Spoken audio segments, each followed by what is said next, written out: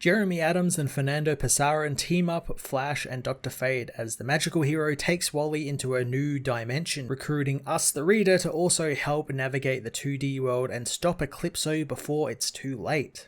Jeremy Adams delivers an utterly creative issue of his Flash story as Dr. Fate joins the book to shepherd Flash and us through a strange dimension. I love when writers get us readers involved in the story somehow, and here was probably one of the most creative ways to do so, since not only are the characters talking directly to us, which we've seen in the past with stuff like Ambush Bug, but the story is also interactive, getting us to flip the pages and flip the book over and blow on it to snuff out torches. Stuff like that is always extremely fun, and I like that it took what is essentially a filler issue and a transition issue between arcs and gave it some life and gave it some creativity, so it's not just a filler issue and it's one that people can just pick up and play around with. It's so much fun.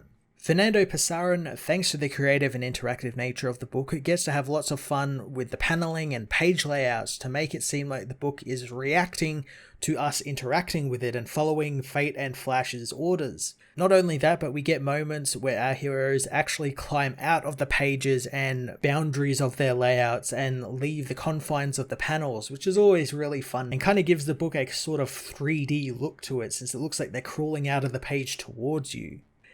The Flash issue 776 was an incredibly fun, interactive and creative issue that got the reader involved as a key member of the story, leading to a great little adventure before the next big arc starts up next issue. I'm going to give this issue a 10 out of 10.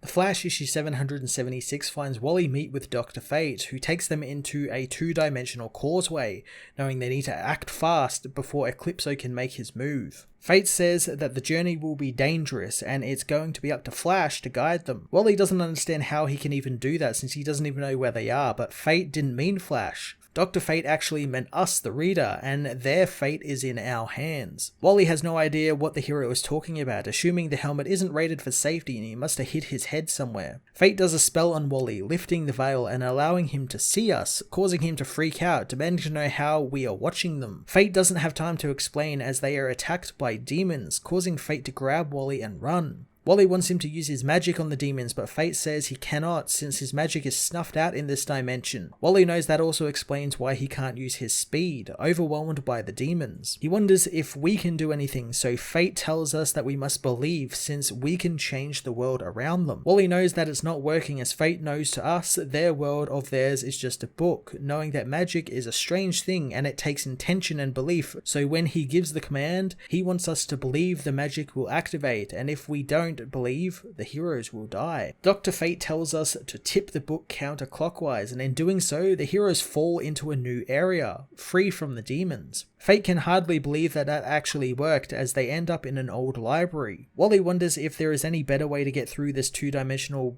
book gateway, but Fate says that if they use conventional methods to travel, Eclipso would catch them. Fate tells us to return the book to its proper orientation as they find a doorway into a hall filled with statues, all of which immediately look to them as they enter the room. The statues all rush the heroes, prompting Fate to tell us to blow on the page and snuff out the torches. Blowing on the page, the torches go out as Wally complains he can't see where the evil statues are now. Fate tells him to have some faith as the heroes escape the statues, fleeing under Fate's gold light. Soon they arrive at a ravine with nowhere left to go. They spot a doorway on the other side of the ravine and Flash tells us to slightly tip the book clockwise. Doing so causes the heroes to fall through the door as Flash quickly tells us to upright the book. The heroes land in the water below, finding a golden book just above him, and Fate notes that that's their way out. He doesn't know how they'll get the book as something drags him under the water. Flash tells us to turn the book all the way upside down, and doing so drains the water onto the roof as Fate tells us to turn the book upright again, allowing Wally to slash the monster with his spear and free Fate. The water comes flooding back as Fate grabs the book, looking inside and not liking what he sees. He tells Wally to activate the portal in the book they need to find the order in which the glyphs in the book appear in our book. So Fate tells us to go back and find the glyphs, and when we have, we are to come back and touch them in the right order to activate the portals.